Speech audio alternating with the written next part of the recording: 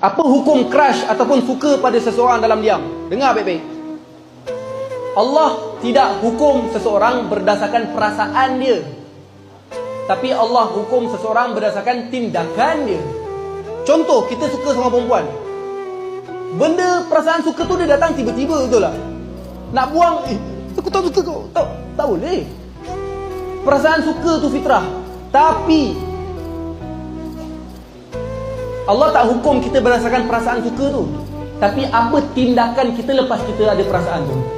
Contohnya, kita dah suka dia, tindakan kita pergi usah dia, follow media sosial dia, tengok gambar dia, save gambar dia, lepas tu start message dia, tak jaga ikhtilat, lepas tu start keluar doa-doaan ke apa.